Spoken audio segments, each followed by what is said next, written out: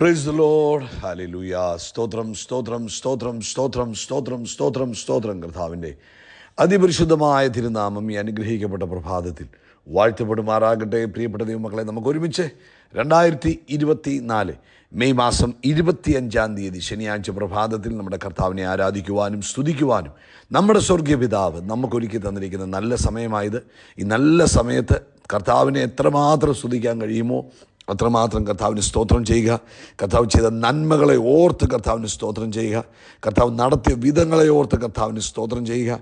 കഴിഞ്ഞ കാലങ്ങളിൽ കർത്താവ് പരിപാലിച്ചത് ഓർത്ത് കർത്താവിന് സ്തോത്രം ചെയ്യുക. കരങ്ങളെ ഉയർത്തി അല്പസമയം ഒന്ന് കർത്താവിന് സ്തോത്രം പറഞ്ഞ് കഴിഞ്ഞ പകൽക്കാലം ഒന്ന് ഓർത്ത് നോക്കുകയും എത്ര അത്ഭുതമായി അതിശയമായി കർത്താവ് നമ്മളെ നടത്തി. നമ്മുടെ സകല ആവശ്യങ്ങളിലും കർത്താവ് കൂടെയിരുന്നു. ആമേൻ. ദൂതന്മാർ നമ്മളെ കാവൽ ചെയ്തു. അത്ഭുതമായി നടത്തിയതോർത്ത് കരമുയർത്തി കർത്താവിന് സ്തോത്രം പറഞ്ഞാട്ടെ. സ്തോത്രം സ്തോത്രം സ്തോത്രം സ്തോത്രം സ്തോത്രം സ്തോത്രം. കർത്താവേ, രാത്രികാലം നല്ല ഉറക്കം തന്ന് കർത്താവ് നമ്മളെ അനുഗ്രഹിച്ചില്ലേ? കർത്താവ് സ്വസ്ഥമായി ഉറങ്ങുവാൻ കർത്താവ് നമുക്ക് കൃപ തന്നില്ലേ? കരങ്ങൾ ഉയർത്തി സ്തോത്രം പറഞ്ഞാട്ടെ. സ്തോത്രം സ്തോത്രം സ്തോത്രം സ്തോത്രം സ്തോത്രം സ്തോത്രം സ്തോത്രം. കർത്താവേ, ആരോഗ്യത്തോടെ സൗഖ്യത്തോടെ ഉണർത്തിയ ദൈവകൃപയ്ക്കായിട്ട് എല്ലാവരും ചേർന്ന് സ്തോത്രം പറഞ്ഞ് ആമേൻ. ഈ പ്രഭാതത്തിൽ ഉണർന്നത് ദൈവത്തിൻ്റെ കൃപയാണ്. ഉണർത്തിയെങ്കിൽ അവൻ നിങ്ങൾ ഈ രാവിലെ ഇത് കേൾക്കുന്നെങ്കിൽ കർത്താവിന് സ്തോത്രം പറയണം. കർത്താവെ, ഞാൻ കിടന്നുറങ്ങി, കർത്താവിനെ താങ്ങുകയാൽ അവൻ ഞാൻ ഉണർന്നിരിക്കുന്നെന്ന് സങ്കീർത്തനക്കാരൻ പറയുന്നത് പോലെ കർത്താവ് നമ്മളെ ഉണർത്തിയതോർത്ത് നമുക്ക് കർത്താവിന് സ്തോത്രം ചെയ്യാം. കർത്താവിന് സ്തോത്രം ചെയ്യാം. കർത്താവിന് സ്തോത്രം ചെയ്യാം. കർത്താവിന് സ്തോത്രം ചെയ്യാം. അതെ, ഞാൻ കിടന്നുറങ്ങി, യഹോവ എന്നെ താങ്ങുകയാൽ ഞാൻ ഉണർന്നുമിരിക്കുന്നു. കരങ്ങൾ ഉയർത്തി സ്തോത്രം പറഞ്ഞ് ഞാൻ ഉണർന്നതല്ല, കർത്താവ് എന്നെ ഉണർത്തിയതാകിയാൽ സ്തോത്രം സ്തോത്രം സ്തോത്രം സ്തോത്രം സ്തോത്രം സ്തോത്രം സ്തോത്രം. ഈ പകൽക്കാലം കർത്താവ് നമ്മളെ ജയോത്സവമായി നടത്തുന്നത് ഓർത്ത് കർത്താവിന് സ്തോത്രം പറഞ്ഞാട്ടെ. ഓരോ ദിവസവും കർത്താവ് നമ്മളെ കൈപിടിച്ച് നടത്തുന്ന കർത്താവ് ഇന്നും നമ്മളെ കൈപിടിച്ച് നടത്തുന്നതിനായിട്ട്, അനർത്ഥങ്ങളിൽ നിന്ന് വിടുവിക്കുന്നതിനായിട്ട്, രോഗദുഃഖങ്ങളിൽ നിന്ന് വിടുവിക്കുന്നതിനായിട്ട്, ആവശ്യങ്ങളിൽ കൂട്ടായിട്ടിരിക്കുന്നതിനായിട്ടൊക്കെ നമുക്ക് കർത്താവിന് സ്തോത്രം ചെയ്യാം. അങ്ങല്ലോ ഞങ്ങളെ ഓരോ ദിവസവും കൈപിടിച്ച് നടത്തുന്നത്. ഇന്നലത്തെ സഭായോഗത്തെ അനുഗ്രഹമാക്കിയതിന് സ്തോത്രം. അവൻ സങ്കീർത്തനക്കാരൻ മൂന്നാം സങ്കീർത്തനം 3-ാം വാക്യം പറയും, അങ്ങോ യഹോവേ, അങ്ങ് എനിക്ക് ചുറ്റും പരിചയം, എൻ്റെ മഹത്വവും എൻ്റെ തല ഉയർത്തുന്നവനുമാകും. ഇന്ന് കർത്താവ് നമുക്ക് ചുറ്റും പരിചയമായി നിൽക്കുന്നത് ഓർത്ത് അമേൻ ആത്മാവിൽ കണ്ടുകൊണ്ടെന്ന് സ്തോത്രം പറഞ്ഞ് അങ്ങൻ്റെ മഹത്വമാണ്. അമേൻ. ഹല്ലേലൂയ. എൻ്റെ തലയെ ഉയർത്തിപ്പിടിക്കുന്നു. ഇന്ന് പൽക്കാലം എങ്ങും നമ്മുടെ തല കുനിയാൻ അനുവദിക്കാതെ നമ്മുടെ തല ഉയർത്തിപ്പിടിക്കുന്ന കർത്താവിന് നന്ദിയോടെന്ന് സ്തോത്രം പറഞ്ഞാട്ടെ. അമേൻ. 8-ാമത്തെ വാക്യം പറയുന്നത്, രക്ഷ യഹോവയ്ക്കുള്ളതാകുന്നു, കർത്താവിൻ്റെ അനുഗ്രഹം കർത്താവിൻ്റെ ജനത്തിന്മേൽ വരുമാറാകട്ടെ. ഇന്ന് പകൽക്കാലം ആ ദൈവിക അനുഗ്രഹത്താൽ കർത്താവ് നമ്മളെ ഓരോരുത്തരെയും പുലർത്തുമാറാകട്ടെ. പ്രാർത്ഥിക്കാം. പിതാവേ, ഞങ്ങൾ ഒരുമിച്ച് യേശുവിൻ്റെ നാമത്തിൽ ഈ പ്രഭാതത്തിനായിട്ട് സ്തോത്രം ചെയ്യുന്നു. അപ്പോൾ അങ്ങ് ഞങ്ങളുടെ സങ്കേതവും കോട്ടയും രക്ഷയും പാറയും ആകിയാൽ സ്തോത്രം ചെയ്യുന്നു. കർത്താവേ, അങ്ങ് ഞങ്ങളെ ഓരോ ദിവസവും അത്ഭുതകരമായി നടത്തുന്നത് ഓർത്ത് സ്തോത്രം ചെയ്യുന്നു. ഈ പ്രഭാതത്തിൽ ഈ ശബ്ദം കേൾക്കുന്ന എല്ലാവർക്കും വേണ്ടി പ്രാർത്ഥിക്കുക. ഓരോരുത്തരെയും കർത്താവ് അനുഗ്രഹിക്കണം. ഓരോരുത്തരുടെയും ആവശ്യങ്ങളിൽ അങ്ങയുടെ കൃപയുണ്ടാകണം. രോഗികൾ സൗഖ്യമാകട്ടെ. ആമേൻ. യേശുവിൻ്റെ നാമത്തിൽ എല്ലാ രോഗത്തിൻ്റെ കെട്ടുകളും പൊട്ടിപ്പോട്ടെ. രോഗത്തിൻ്റെ കെട്ടുകളെല്ലാം യേശുവിൻ്റെ നാമത്തിൽ അഴിഞ്ഞു പോട്ടെ. ഇന്ന് പ്രഭാതത്തിൽ കർത്താവായ യേശുവിൻ്റെ നാമത്തിൽ നല്ല ആരോഗ്യം തൻ്റെ കുഞ്ഞുങ്ങളിലേക്കുണ്ടാകട്ടെ. നല്ല ശാരീരിക സൗഖ്യമുണ്ടാകട്ടെ. യേശു ക്രിസ്തുവിൻ്റെ നാമത്തിൽ വേദനകൾ മാറിപ്പോകട്ടെ. അനാവശ്യമായ ഗ്രോത്തുകൾ മാറിപ്പോകട്ടെ. യേശു ക്രിസ്തുവിൻ്റെ നാമത്തിൽ ഉറക്കമില്ലായ്മ മാറിപ്പോകട്ടെ. യേശു ക്രിസ്തുവിൻ്റെ നാമത്തിൽ അസിഡിറ്റിയുടെ അസ്വസ്ഥതകൾ മാറിപ്പോകട്ടെ. യേശു ക്രിസ്തുവിൻ്റെ നാമത്തിൽ വലിയ വലിയ വലിയ വലിയ വലിയ വലിയ ബുദ്ധിമുട്ടുകൾ, ശരീരത്തിൽ അനുഭവപ്പെടുന്ന വലിയ ബുദ്ധിമുട്ടുകൾ അവൻ മാറിപ്പോകട്ടെ. നട്ടലിൻ്റെ പ്രശ്നങ്ങൾ മാറിപ്പോകട്ടെ. അസ്ഥികളിൽ ദൈവത്തിൻ്റെ ശക്തി വ്യാപരിക്കട്ടെ. ഞരമ്പുകളിൽ ദൈവത്തിൻ്റെ ശക്തി വ്യാപരിക്കട്ടെ. ഇന്ന് വലിയ ദൈവകൃപ തൻ്റെ കുഞ്ഞുങ്ങളുടെ മേൽ ഇറങ്ങി വരുന്നതിനായിട്ട് സ്തോത്രം ചെയ്യുന്നു. കർത്താവെ, അങ്ങ് അത്ഭുതമായി നടത്തിയതിന് സ്തോത്രം. ശരീരത്തിനും ബലം കൊടുത്തിരിക്കുന്നതിന് സ്തോത്രം ചെയ്യുന്നു. അതുപോലെ ജോലിയില്ലാത്തവർക്ക് വേണ്ടി പ്രാർത്ഥിക്കുന്നു. ഇന്ന് പകൽക്കാലം കർത്താവ് അത്ഭുതം ചെയ്യുന്നതിന് സ്തോത്രം. സാമ്പത്തികമായ ആവശ്യങ്ങളിൽ കർത്താവ് അത്ഭുതം ചെയ്യുന്നതിന് സ്തോത്രം. കുഞ്ഞുങ്ങളുടെ വിവാഹ കാര്യങ്ങളിൽ അങ്ങ് ഇടപെടുന്നതിന് സ്തോത്രം. അഡ്മിഷൻ്റെ കാര്യങ്ങളിൽ അങ്ങ് പ്രവർത്തിച്ചിരിക്കുന്നതിന് സ്തോത്രം. കർത്താവ്, എല്ലാ കാര്യങ്ങളും അങ്ങയുടെ കൈകളിൽ ഏൽപ്പിക്കുന്നു. ലോകത്തെമ്പാടും കർത്താവിന് വേല ചെയ്യുന്നവരെ അനുഗ്രഹിക്കണം. തിരുരക്തം കൊണ്ട് മറയ്ക്കണം. ശത്രുവിൻ്റെ ദൃഷ്ടിയിൽ വീഴാതെ സൂക്ഷിക്കണം.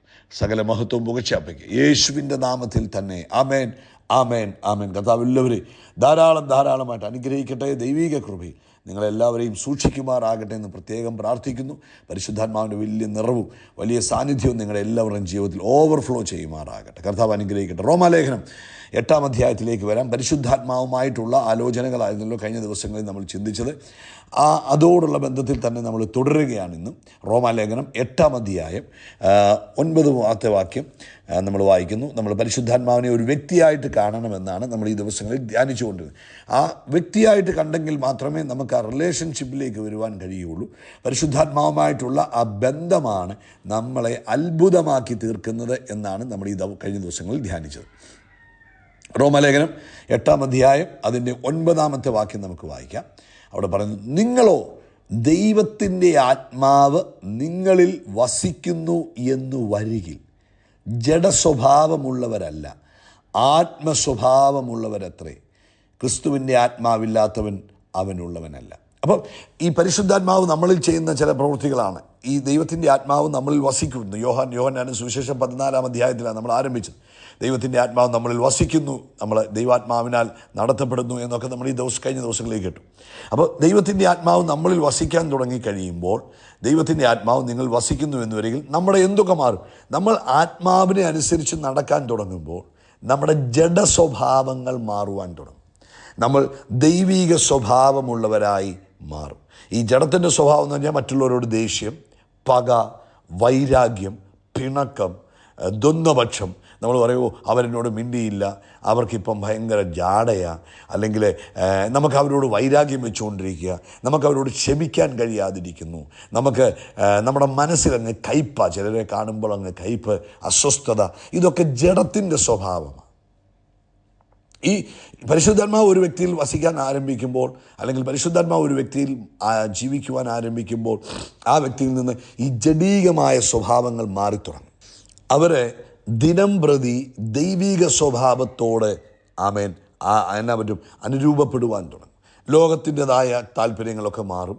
ഈ ലോകത്തിലെ മോഹങ്ങൾ, ഈ ലോകത്തിലെ കാര്യങ്ങൾ കാണുമ്പോൾ ആകർഷണങ്ങൾ, ഇതെല്ലാം ഈ ആത്മപ്രവൃത്തി ഒരാളിൽ സംഭവിക്കുമ്പോൾ ഗ്രാജുവലി അങ്ങ് കുറയാൻ തുടങ്ങും. ഒറ്റ സെക്കൻഡ് കൊണ്ടല്ല, അല്ലെങ്കിൽ ഒരു നിമിഷം കൊണ്ടല്ല, ഇതൊക്കെ വളരെ ഗ്രാജുവലി നമ്മുടെ ലൈഫിൽ നിന്നങ്ങ് മാറാൻ തുടങ്ങും.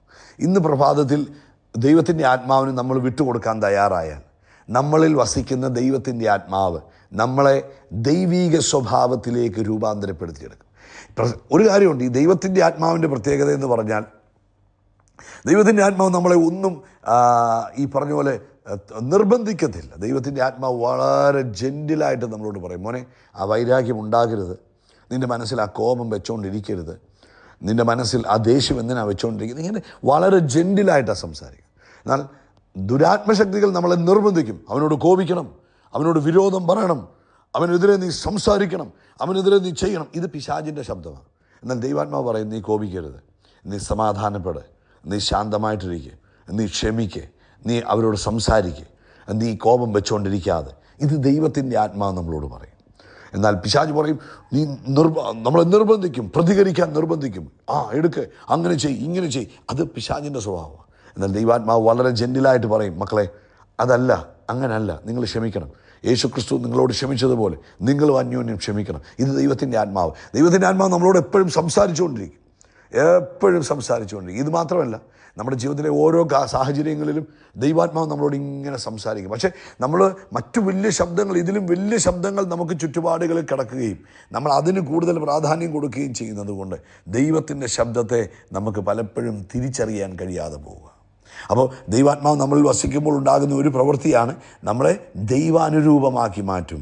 നമ്മളിലുള്ള ഈ ലോകത്തിലെ ചിന്തകളും ജഡീകമായ സ്വഭാവങ്ങളും മാറ്റി ദൈവത്തിൻ്റെ സ്വഭാവത്തിലേക്ക് മാറ്റും. ഇവിടെ നോക്കിയേ, പരിശുദ്ധാത്മാവ് ഉണ്ട് എന്ന് പറയുന്ന നിങ്ങളിൽ വസിക്കുന്നു എന്ന് വരികിൽ നിശ്ചയമായിട്ടും നിങ്ങളിലുള്ള ജഡത്തിൻ്റെ സ്വഭാവം മാറിക്കൊണ്ടേയിരിക്കും. ദിവസം പ്രതി അതിനകത്തൊരു ശുദ്ധീകരണം സംഭവിക്കും. അങ്ങനെ സംഭവിക്കുന്നില്ല എങ്കിൽ ശ്രദ്ധിക്കണം.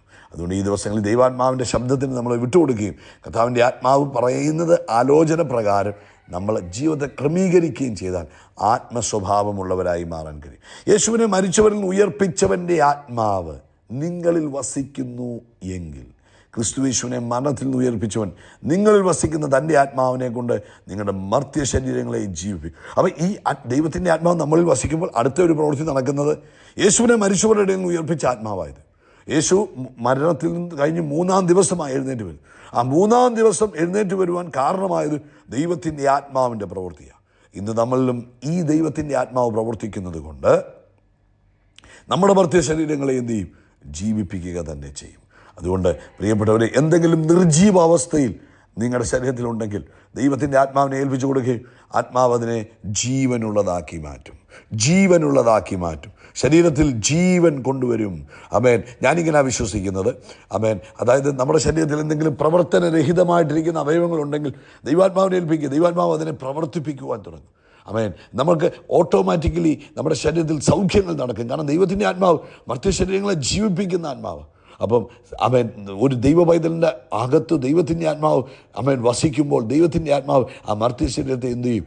ജീവിപ്പിക്കുകയും ചെയ്യും. ഇന്ന് രണ്ട് കാര്യങ്ങളാണ് പഠിച്ചു. ഒന്ന്, ദൈവത്തിൻ്റെ ആത്മാവ് നമ്മളിലുള്ള ജഡസ്വഭാവത്തെ മാറ്റി നമ്മളെ ആത്മസ്വഭാവമുള്ളവരാക്കി മാറ്റും. ദൈവത്തിൻ്റെ ആത്മാവ് നമ്മളെ മർത്യശരീരങ്ങളെ ജീവിപ്പിക്കുവാനിടവരും. ഇന്ന് പരിശുദ്ധാത്മാവിന് നമ്മളെ തന്നെ ഏൽപ്പിച്ചു കൊടുക്കുക. നമ്മൾ നമ്മുടെ ബുദ്ധിയിലും ശക്തിയിലും ജീവിക്കാൻ നോക്കരുത്. നമ്മൾ ഒരു വാഹനത്തിൽ കയറിയിട്ട് നമ്മൾ കയറി സ്റ്റിയറിംഗെ കയറി പിടിക്കരുത്. അതുപോലെ പരിശുദ്ധാത്മാവിന് നമ്മളെ പൂർണ്ണമായിട്ട് വിട്ടുകൊടുക്കാമെങ്കിൽ പരിശുദ്ധാത്മാവ് നമ്മളെ കൃത്യമായി കൊണ്ട് നടക്കും. കേട്ടോ, ഇന്ന് ഏൽപ്പിച്ചു കൊടുത്താട്ട് പരിശുദ്ധാത്മാവ് നമ്മളെ കൃത്യമായി ആത്മാവ് ആഗ്രഹിക്കുന്ന രീതിയിൽ കൊണ്ട് നടക്കുവാൻ നമുക്ക് നമ്മളെ തന്നെ ഏൽപ്പിച്ചു കൊടുക്കാം. പ്രാർത്ഥിക്കാം. കർത്താവേ, ഇന്ന് ഈ ശബ്ദം കേൾക്കുന്ന എല്ലാവരും ആത്മസ്വഭാവമുള്ളവരായി മാറട്ടെ. പരിശുദ്ധാത്മാവിന് കീഴ്പ്പെട്ട് ജീവിക്കുന്നവരായി മാറട്ടെ. ആമേൻ. പരിശുദ്ധാത്മാവിൻ്റെ ഹിതം തിരിച്ചറിഞ്ഞ് ജീവിക്കുന്നവരായി തീരട്ടെ. ദൈവാത്മാവിൻ്റെ ശബ്ദം കേട്ട് ജീവിക്കുന്നവരായി, അനുസരിച്ച് ജീവിക്കുന്നവരായി മാറട്ടെ. യേശുവിൻ നാമത്തിൽ തന്നെ. ആമേൻ, ആമേൻ, ആമേൻ. കർത്താവ് നിങ്ങളെ എല്ലാവരും ധാരാളമായിട്ട് അനുഗ്രഹിക്കട്ടെ. യേശുക്രിസ്തുവിൻ്റെ നാമത്തിൽ അത്ഭുതങ്ങൾ നടക്കും, അടയാളങ്ങൾ നടക്കും, വീര്യപ്രവൃത്തികൾ നടക്കും. നമ്മൾ വിശാലമാകും, ഉയർച്ച പ്രാപിക്കും. ആമേൻ. കർത്താവ് നമ്മളെ എല്ലാവരെയും ധാരാളമായിട്ട് അനുഗ്രഹിക്കട്ടെ. ആമേൻ. സ്തോത്രം, സ്തോത്രം, സ്തോത്രം. We are blessed. We are really blessed. We are permanently blessed and highly favoured.